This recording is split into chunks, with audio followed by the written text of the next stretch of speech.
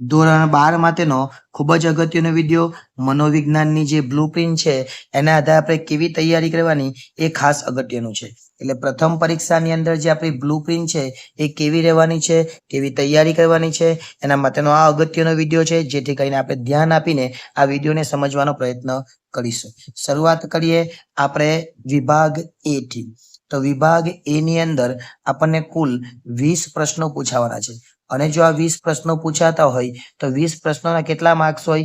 20 marks હોય. એટલે 20 marks મેળવવા માટે આપણે આ બ્લુપ્રિન્ટને ફોલો કરવાનું ભૂલીશું નહીં.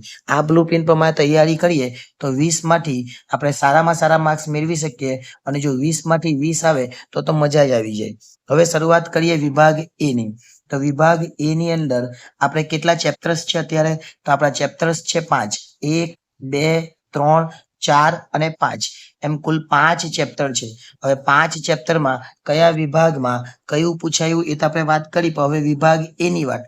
તો વિભાગ એ ની અંદર પહેલા આપણને 4 પ્રશ્નો, પહેલા ચેપ્ટરમાંથી, બીજા પ્રશ્નોમાંથી 4, ત્રીજામાંથી 4, ચોથામાંથી 4 અને પાંચમામાંથી 4.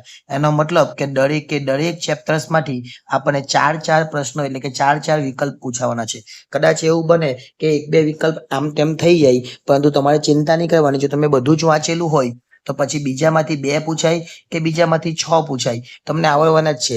5 ચેપ્ટરમાંથી જો 20 વિકલ્પ પૂછાતા હોય તો પછી તમારે બધા જ વિકલ્પ વાંચી લેવાના હોય. અને જો 20 પૂછાય તો તમે સારામાં સારી તૈયારી કરી શકો. હવે વાત કરીએ વિભાગ બી ની. વિભાગ બી ની અંદર આપણને 10 MCQ તો પેલા પૂછાઈ ગયા, એટલે આને VSQ કહેવાય. VSQ એટલે એક વાક્યમાં જવાબ. એના પર કેટલા માર્ક્સ હોય? એના 10 માર્ક્સ હોય. એટલે એ અને બી આ બેની તૈયારીથી જ આપણા 30 માર્ક્સ તો આવી જાય. ચાલો આપણે શરૂઆત કરીએ બી.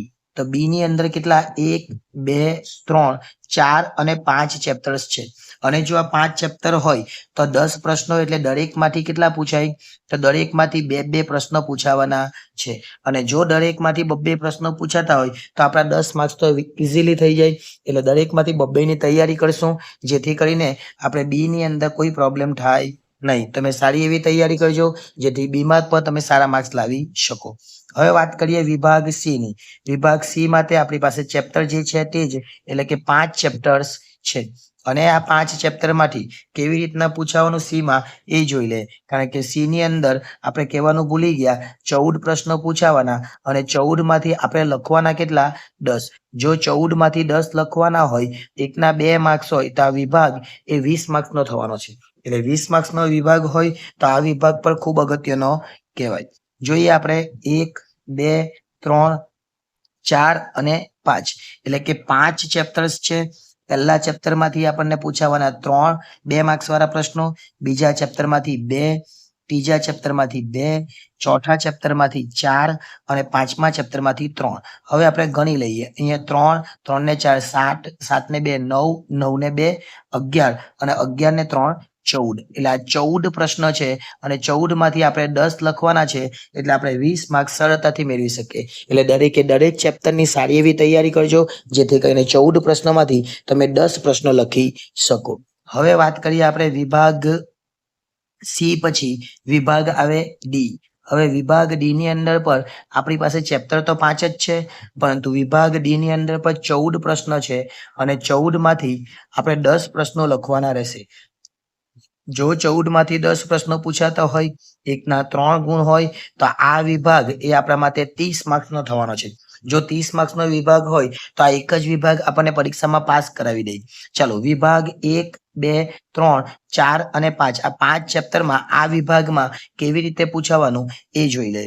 સૌ પ્રથમ વાત કરીએ, આપણે પહેલું ચેપ્ટર છે એમાંથી 2 પ્રશ્નો પૂછાવાના, બીજા ચેપ્ટરમાંથી 2 પ્રશ્નો પૂછાવાના, ત્રીજા ચેપ્ટરમાંથી 2 પ્રશ્નો પૂછાવાના, ચોથા ચેપ્ટરમાંથી 4 પ્રશ્નો અને પાંચમા ચેપ્ટરમાંથી 4 પ્રશ્નો.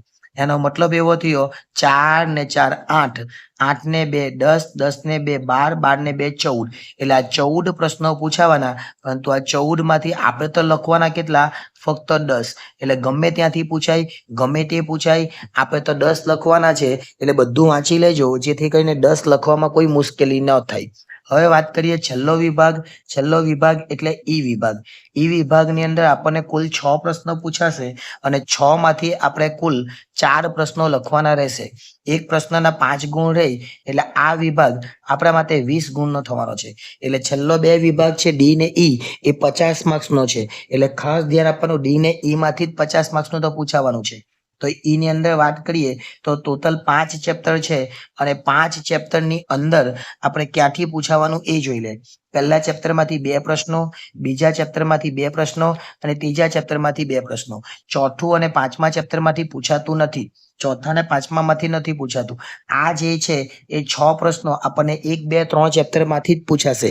ચોથું ને પાંચમું ચેપ્ટર તો બોર્ડમાં બી આપણને કામ લાગે એવું છે. એટલે ત્યારે જે કામ લાગશે ત્યારે કહીશ. કારણ કે તમે જોજો કે ડી ને ઈ મેં તમને અત્યારે લખાવ્યું છે. ડી ને ઈ ની અંદર આપણને 3 માર્ક્સ વાળા અને 2 માર્ક્સ વાળા પ્રશ્નો વધારે પૂછાવાના છે. એટલે ચોથું ને પાંચમું ચેપ્ટર એ આપણને ઈ ની અંદર કામ લાગે એવું નથી. પણ જો તમે હોશિયાર વિદ્યાર્થીઓ, તમે 90 ઉપર માર્ક્સ લાવવા માંગતા હોય તો તમે આ બધી તૈયારી તો કરી લેવાની સારામાં સારી, પણ 4 અને 5 ચેપ્ટરના થોડા ઘણા પ્રશ્નો પણ જોઈ લેવાના, જેથી કરીને આપણને એકાદ પ્રશ્ન કોઈ સ્કૂલની અંદર એમ પૂછી લેવામાં આવે તો આપણો પ્રશ્ન રહી ન જાય અને આપણે સારી એવી તૈયારી કરીને સારા એવા માર્ક્સ મેળવી શકીએ. બાકી ખરેખર જોવા જઈએ તો આ 3 ચેપ્ટર જ આપણા માટે બહુ ઉપયોગી છે. આ 3 ચેપ્ટરની મદદથી સારી એવી તૈયારી કરજો, જેથી કરીને ભવિષ્યમાં પણ તમને આ કામ લાગે. કારણ કે આ જ પ્રશ્નો બોર્ડમાં પણ પૂછાવાના છે. હવે એક જ વાત કે આ ચેનલ એ તમારા માટે કદાચ નવી હોય અને તમે સબસ્ક્રાઇબ ન કરેલી હોય તો આ ચેનલને સબસ્ક્રાઇબ કરી લેજો અને વિડીયો ગમ્યો હોય તો વિડીયોને લાઈક કરી દેજો. અને તમને એવું લાગતું હોય કે તમારા મિત્રને પણ મોકલવા જેવું છે તો આ વિડીયોને શેર પણ કરી દેજો. એટલે નેક્સ્ટ ટાઈમ જ્યારે મળીએ ત્યારે બીજા એક વિડીયો સાથે મળીશું. All the best.